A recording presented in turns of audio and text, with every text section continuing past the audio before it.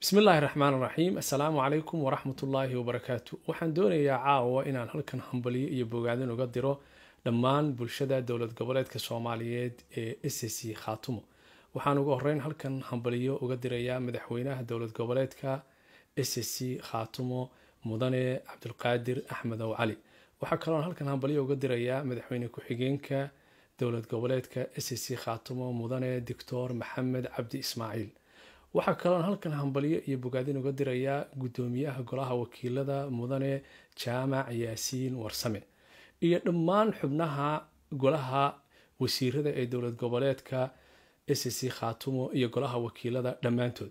waxa kale oo halkan hambaliyo uga dirayaa dhammaan jamaahiirta SSC Khaatumo, jamaahiirta oo ah laf dhabarta halgankii SSC Khaatumo. waxa kale oo halkan hambaliyo uga dirayaa dhammaan jamaahiirtii soo taxnayd tan iyo markii dowladda Soomaaliya ay burburtay ee sanadkii 1991 aan iyagu weligood anban, iyagana halkan hambaliyo iyo bogaadin ayaan uga dirayaa. waxa kale oo halkan hambaliyo iyo bogaadin uga dirayaa munaasabada 13 sano ka soo wareegtay aasaaskii dowlad goboleedka SSC Khaatumo. dhammaan ciidamada qalabka sida meel kasta oo ay difaaca kaga jiraan SSC Khaatumo. waxa kale oo halkan hambaliyo uga dirayaa dhammaan dadkii ku soo dhaawacmay ee ilaa hadda qaarkood ay u jiifaan dhaawacyadii, iyagana halkan hambaliyo ayaan uga dirayaa. waxaan halkan iyagana hambaliyo uga dirayaa dhammaan dadkii Soomaaliyeed ee isgarab taagay in ay guula gaaraan maamulka SSC Khaatumo iyo shacabkiisuba. waxa kale oo halkan hambaliyo iyo bogaadin uga dirayaa qof kasta oo Soomaaliyeed oo isgarab taagay shacabka reer SSC Khaatumo. munaasabadan waxaan kale oo aan halkan dhiirigelin uga dirayaa ciidamada dowlad goboleedka Puntland, ciidamada daraawiishta oo iyaguna halgan kaga jira buuraha sidii ay nabadgeliyo iyo xasilin ugu soo celin lahaayeen.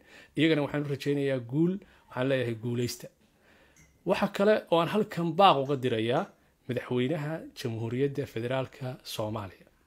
madaxweynaha waxaan ugu baaqayaa in uu dadka Soomaaliyeed sidii uu isugu soo jeedi lahaa oo uu midnimadooda uga shaqeyn lahaa oo aad ugu dadaalo, gaar ahaan walaalaha 34 sano ugu dambeysay tabashada iyo cabashada ka muujinayay arrimaha siyaasadda.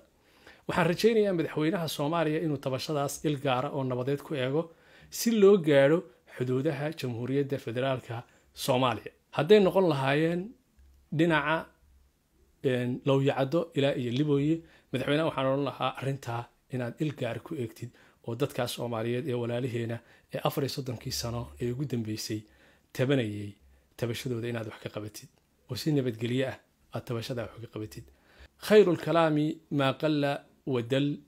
هذا وبالله التوفيق والسلام عليكم ورحمة الله وبركاته.